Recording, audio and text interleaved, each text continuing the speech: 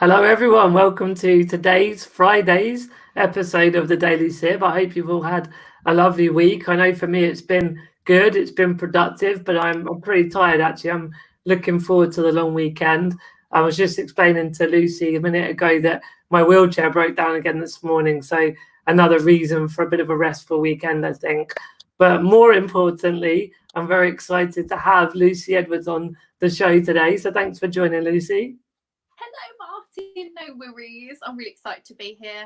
It's amazing to have you on. We were just saying, like, we've had some digital chats, and you work in your capacity at Ouch, BBC Ouch, helped get me on to the local Cambridge radio, so I could Yeah. then be down the line for a piece that we did. But we couldn't work out, it was a year or two ago. But so we've had a little bit of interaction, but it's going to be lovely to have a proper chat today, anyway. Oh yeah. Also, maybe a Zoom coffee soon. Everyone's doing that recently. But It's yeah, I the couldn't thing. quite remember how we've crossed paths before, but I knew that was the last time. But yeah. Yeah. Well, in terms of being on the show, you work with Andrew Roach, don't you? I do. He's my agent, Yes. and he hooked us up today. Ever such a lovely guy. Yeah. Really And is. he was on a week or two ago. So, like, for people that haven't come across Andrew, feel free to watch back. Not now, because we're gonna have a even more amazing chat with Lucy.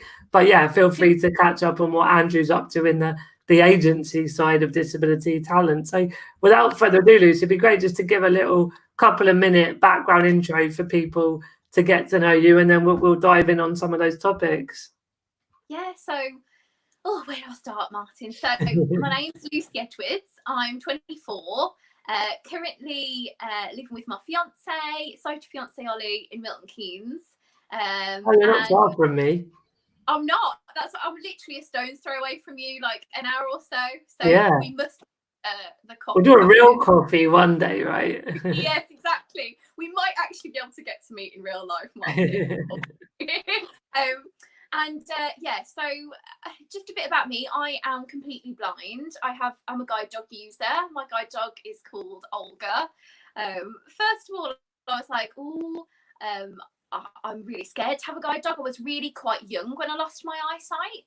I actually lost my eyesight when I was 17. So getting a guide dog at 18, it's kind of like walking down the road to sixth form college, waiting for Olga to do a poo with my new reality.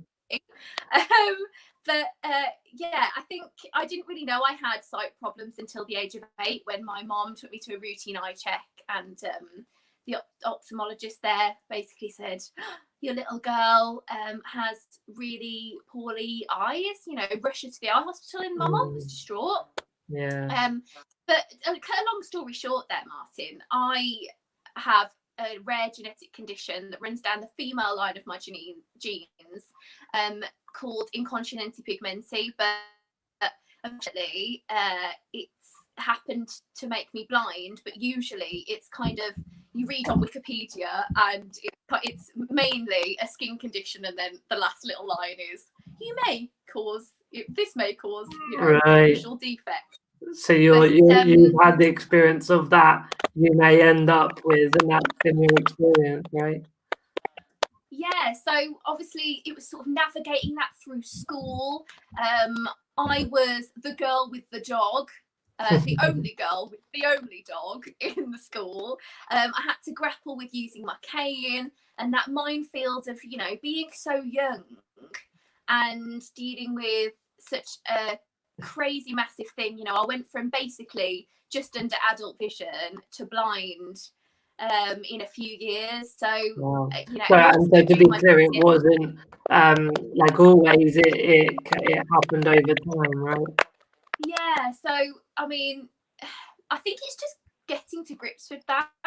And at first, as a young girl, I just sort of denied it, especially when I had my one eye. At age 11, I lost my right eye, and I was sort of dealing with my left eye for a bit. And it was that denial. It was that I didn't want to get my cane out because I'd rather bump into things. Yeah. And it was just, a period of time where I didn't really, feel like I could accept myself, until I started to, talk about being disabled, and I had a lovely friendship group at school who are still my friends to this day, who, I didn't face the corridor alone. As soon as I had my operation that eventually led to me becoming blind at 17 in the school corridor, I got my cane out, even though it was like one of the most nerve-wracking things for me. I had my friends by my side, so I was such a lucky girl from that respect. And so yeah, it was just that journey, and eventually I started to upload my experiences online.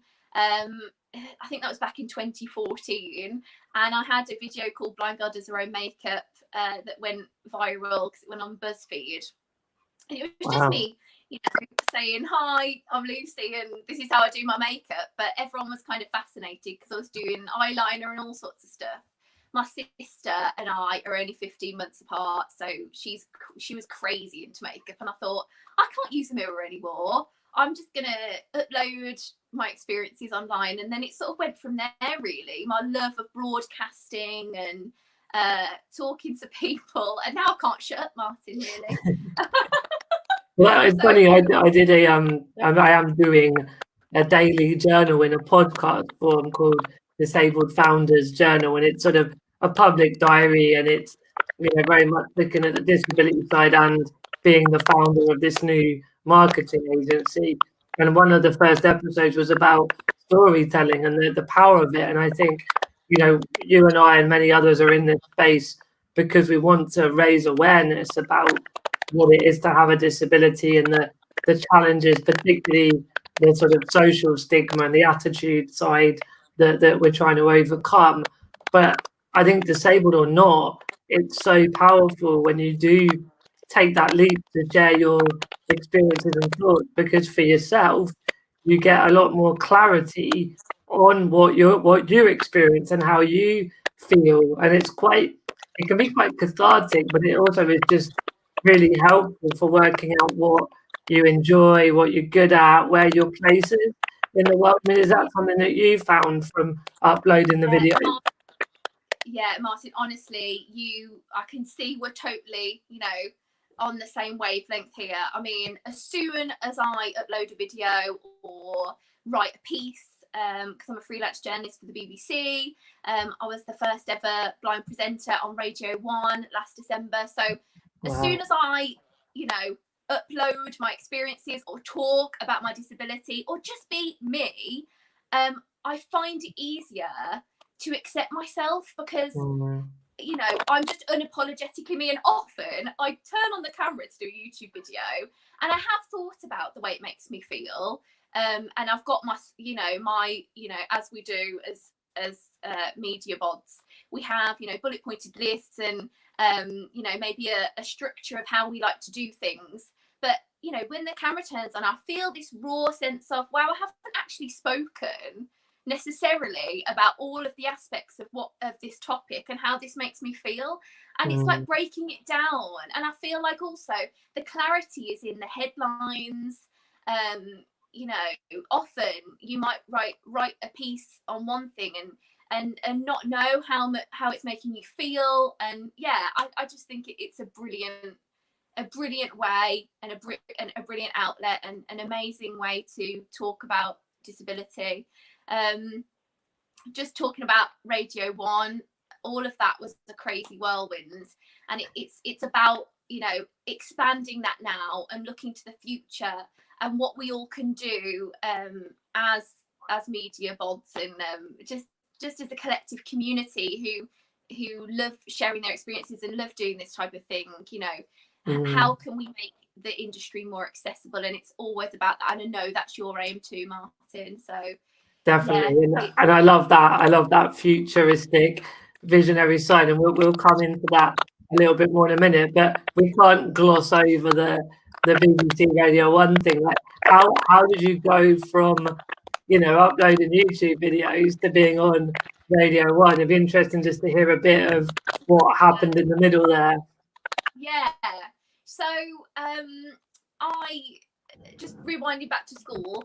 So after school, I always say that I had this sighted Lucy dream of being a lawyer, and I actually went to law school, but because my disability was so raw, And you know, I was dealing with the effects of having complete vision loss at the time. I actually came out of law school and said, right, I need to reevaluate who I am and who Lucy is. You know, who is non-sighted Lucy now? Because it's a real identity factor, isn't it?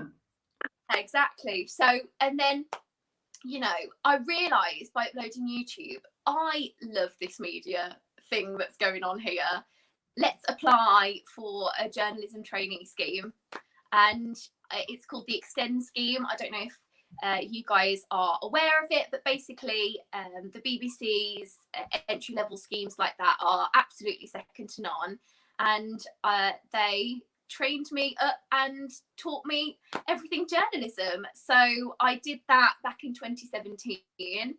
That's where our paths crossed slightly, Martin. When I got you on the podcast, I was a broadcast assistant at BBC Ouch. And then our taxi nightmare. Yeah, our taxi nightmare. Honestly, I booked that taxi 24 hours in advance, and I was stressing because I was like, you know, this better come, because sometimes they don't. It can be a bit of hit and miss, you know. And I nearly dropped the phone because I was like, oh my gosh, like it didn't come anywhere. I was running around the office like, where is this taxi? I need it there now. Anyway, we got there in the end. I got there in the end anyway. Yeah, exactly. And it's always in productions like that. I think it's always about working on your feet, and I kind of think that's like the thrill of the production somewhat, and the behind the scenes. That's what I love about work. Anyway, so that was sort of behind the microphone and the production side of things, and I sort of migrated, still do my YouTube channel. I was the first ever cover girl ambassador, which is a big beauty brand in the States. Blind girl ambassador. Sort of led me to become freelance at the BBC, do a bit more reporting on microphone, hone my skills to be a bit more of a reporter in front of the mic. So yeah, that's when I did BBC Radio 4 in Touch for a while. And then I did a stint in local radio here in Milton Keynes, my local radio, KFM. Was that from a roundabout? I know there's a lot of roundabouts there. Oh my gosh, yeah. This is the first thing that people said to me. I think Ollie said to me, my fiance, there's like 150 roundabouts here. It's a lot.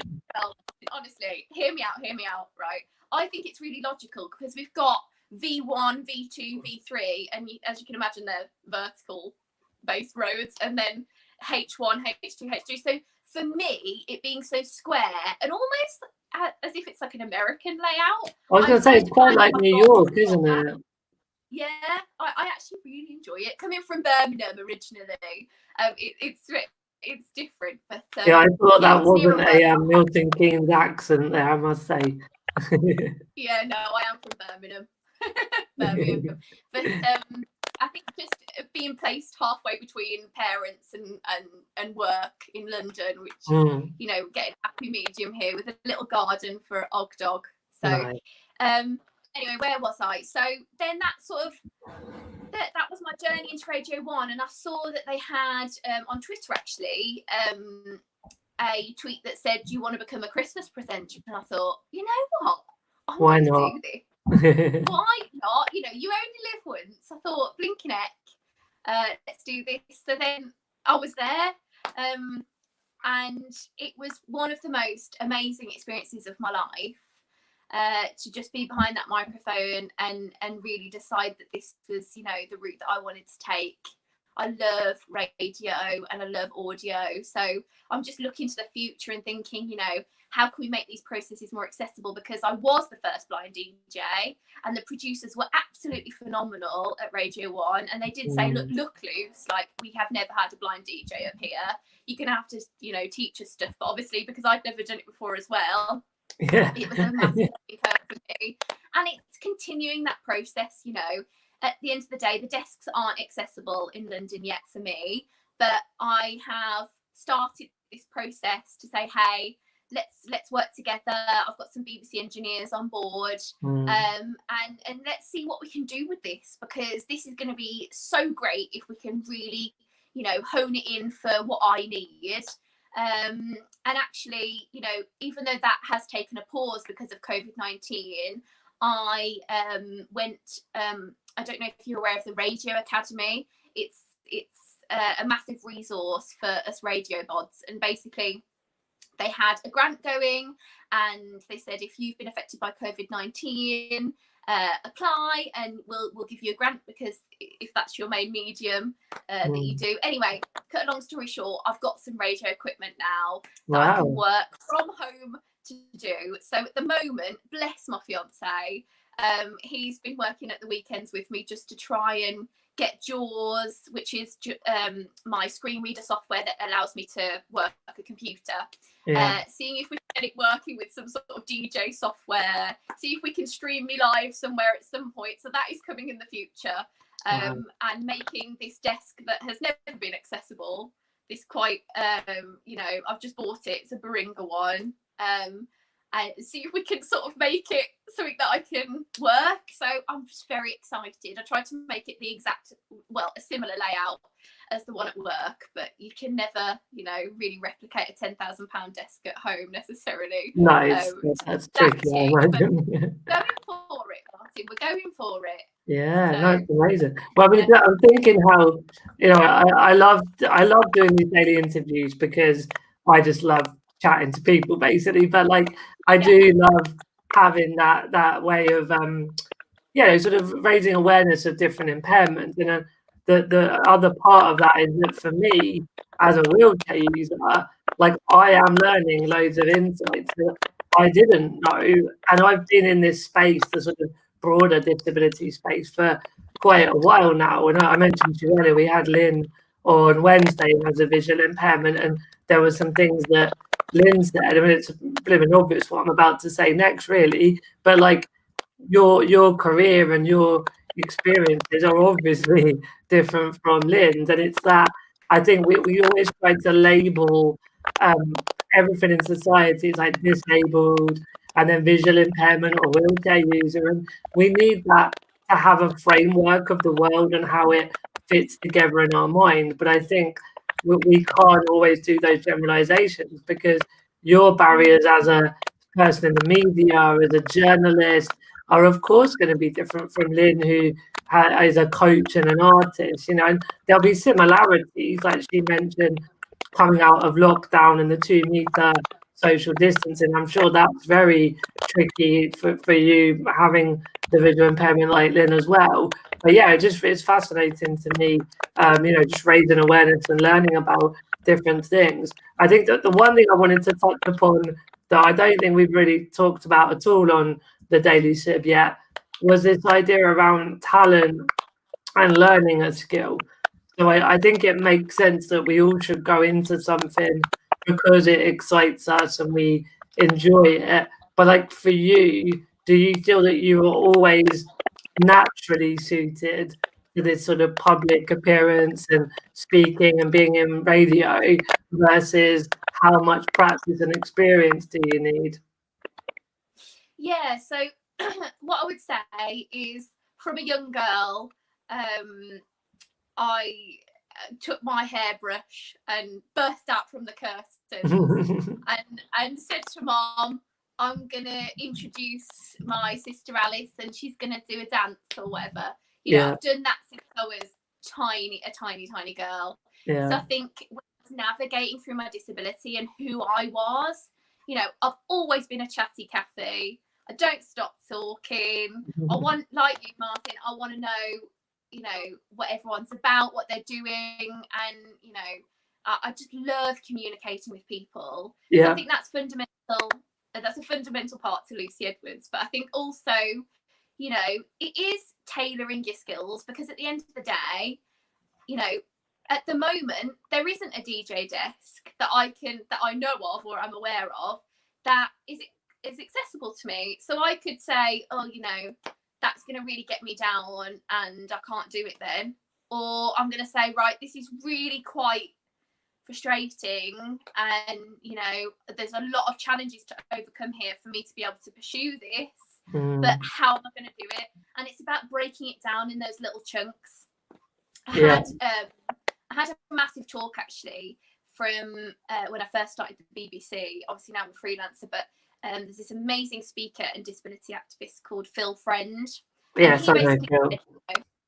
He basically said, you know, get a piece of paper, and if you don't know what you want out of a situation, then, you know, sure as hell someone else isn't going to know.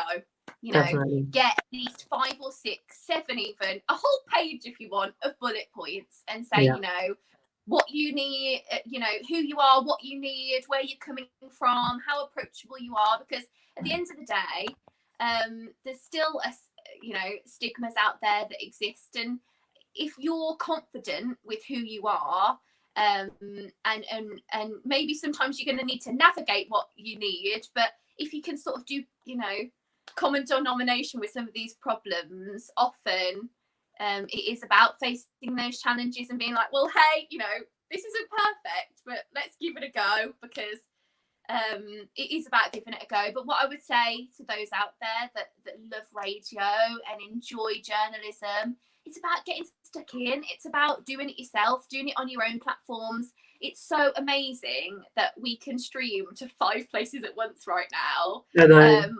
Personal accounts. When you said that to us, and I was like, oh my gosh, like that is, you know, incredible. And I just think harnessing that and getting out there and saying, you know, I am Lucy and I don't care that I'm blind.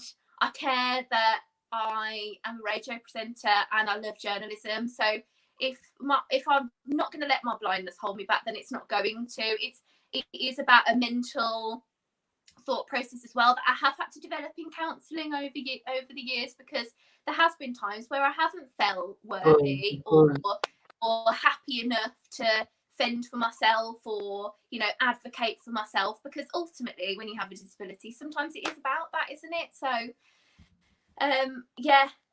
what I would say is radio as a blind person fulfills me no end, not only as Lucy but as a non-sighted user of tech. You know, I've got geeky about my microphones, I've got geeky about my intonation. The DJ desk is really, you know, tactile, and you know, it is the timings, it is the braille notes, it is, you know, all of these things as well. But it's about a challenge for me, and I blinking love a challenge.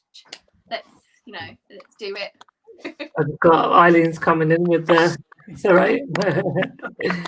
I'm going to have to head off in about 5 minutes, Lucy, because we're trying to get the tray fixed on the wheelchair. I'll be out there in 5 minutes, Eileen. Yeah. Okay. Yeah. I don't think Eileen realised we're broadcasting to 5 channels at the moment. that was my first proper BBC moment, where that guy and all the family came in the background. I was just. And the dog's here now. It's authentic, Martin. It's authentic. I love it. Cool. So yeah, we will have to. I said we're going to have a bit of a shorter episode today. No, I think where I wanted to just sort of finish up. So Gavin has asked us both a question, which is around: do we think it'd be easier or harder to get noticed and employed by the BBC now than it was before you got involved? I'm not like. Yeah, go on, Lucy. You answer it. Yeah. So my instant answer to that is I personally don't think so.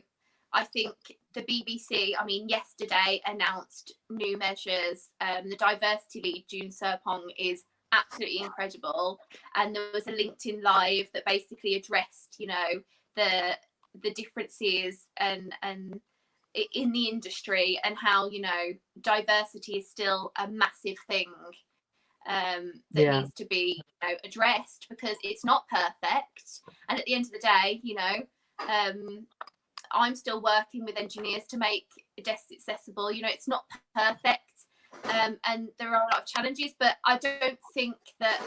I think there is a massive initiative to say on and off screen, who are we? Who is representing the general public here? Because at the moment there is definitely it's not translating from audience to screen. So they're looking at it. You know, I am feeling a rumble this year of overwhelming support from behind the scenes, and I do think it's going to be a cultural shift. I really do. I know a lot of people in our industry have said that COVID-19, they're worried about how this is going to affect diversity and the BBC strategies, but at the end of the day they have made this bold statement and come out with a gold standard, if you like, in tackling it. And as someone who works for them in a freelance basis, I am really looking forward to seeing that take hold, really, and hoping that I can see a lot more people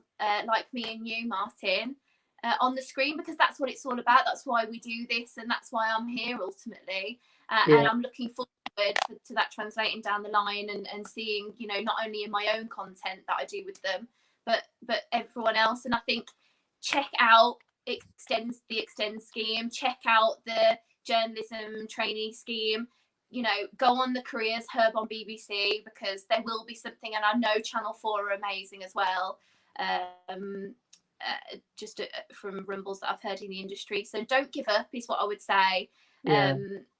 You can try and pitch your ideas so many thousands of times and feel like you are hitting a brick wall sometimes. But I think it's about having that resilience to say, hey, I don't care that you don't like my idea, I'm going to go somewhere else with it. Or, okay, I admit that my idea isn't that great. I'll work on it, I'll be humble about it, and I'll reevaluate what I'm doing here. So no, very, very, very well said. And I've ended up a little bit more in the marketing advertising world because of that was my master's, and it's definitely something I'm very passionate about, and it very much overlaps with particularly when you talk about your YouTube channel. We're doing a lot around influencer marketing, so I think the media and advertising world are very in sync anyway.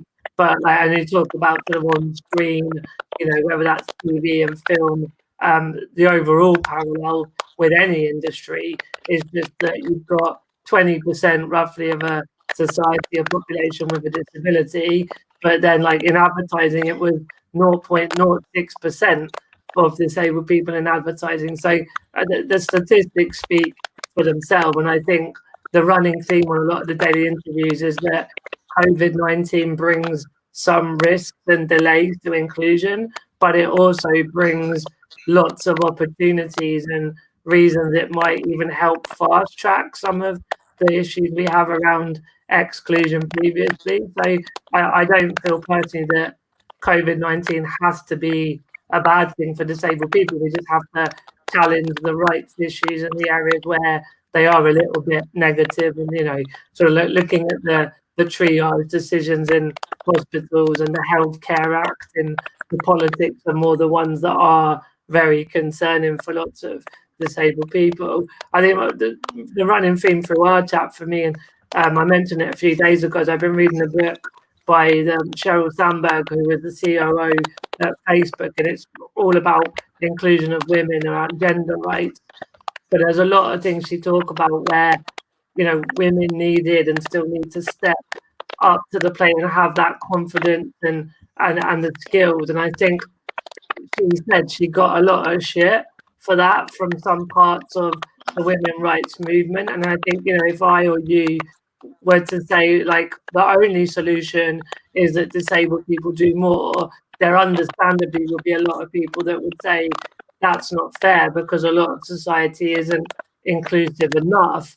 But I think Cheryl's point, and I agree with it, is that we need disabled leaders like you and I to have that confidence to really push forward. Like you're changing the media and the radio landscape just by being you, because others can follow you now, and it will already be worked out. It will be sorted from what you had to struggle through. So there's so many parts to the jigsaw puzzle. There's so much to do, but I think just by being you and doing what you're doing, you're trailblazing for a lot of other people. Yeah, and honestly, I totally echo that in what you're saying. I think it is about standing up and saying, hey, it's not going to be simple, but I'm not prepared to sit here and let someone else feel the way that I have felt. You know, that's why I uploaded my YouTube videos. That's why, you know, I am saying that blind people can do their makeup without a mirror. I am saying that you can be an absolute boss radio presenter. Like, you need to shoot for your dreams, no matter what impairment you have, or what gender you are, or what sexuality you are, or what race you are, because you are you and you're amazing, and there's no one like you on this earth. Totally agree. So and as a community, you know, that's where we have to come together as voters of political parties and consumers of products and services and brands. When we come together and we're showing how valuable and talented and capable we are, they are more likely to listen and make those structural changes that are needed. So it is a chicken and egg, but I feel like if you wait for everybody else to make it perfect, that won't ever happen. So, like, again, we're just echoing the same point out there. Yeah, it's up to disabled people to really get out there and just live their dreams and make things change from the grassroots, really. Yeah, completely. You know, that's why I'm doing a makeshift studio in my bedroom. Right, exactly, and it's that innovation, isn't it? Totally. Yeah, no, definitely. I think it's about getting out there and your grassroots, and you know, by all means, just if you don't feel the most confident at the moment, don't feel like you have to do everything at once either, because I think I would have wanted to hear that as a young girl. You know, I felt so overwhelmed with just, you know, going blind, and you can't pick yourself up overnight.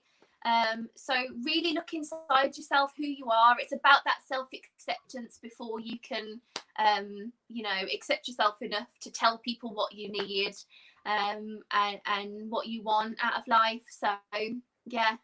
Yeah, no, very well said, Lucy. As we both have acknowledged multiple times, we have a very similar values and way about life. And it's always a pleasure to chat with you.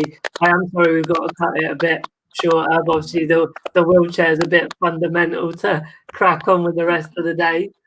The final thing to mention really was just around where can people find you, and a little plug for your book, because I know you've written a book as well. I haven't even mentioned that, but so I've written the Blind Beauty Guide, a top tips for doing your makeup when you're blind. So if you haven't seen that, you can get it on Amazon Kindle. You can follow me on YouTube, Lucy Edwards, and Twitter at Lucy Edwards. On Instagram, Lucy Edwards Official, and just I'll be about sometime, probably behind a microphone somewhere. So and it's 2020 for me is all about inclusion, Martin, and hopefully we can get the whole community together and just doing a lot more interviews like this. So thank you so much for having me on the Daily Sib. It's been fantastic, and I hope you get your wheelchair sorted, bud. Yeah, thank you, Lucy. Yeah, thank you for coming on. It's been a pleasure chatting. And if any other things happen in the coming weeks and months that you want to share, we'll get you back on and have another catch up. I felt like there's quite a lot of other areas and topics we could have explored, so we'll definitely get you back on again. So yeah, thank you. And everyone watching, thanks for joining today. Really lovely week, actually. Really amazing interviews we've had throughout the week. I think I have got one scheduled in for Monday, even though it's bank holiday. So if you're around Monday, feel free to join then. If you know anyone that wants to come on the show, feel free to email me, martin@purplegoatagency.com. And have a lovely long weekend, everyone. I'll see you soon. Bye-bye.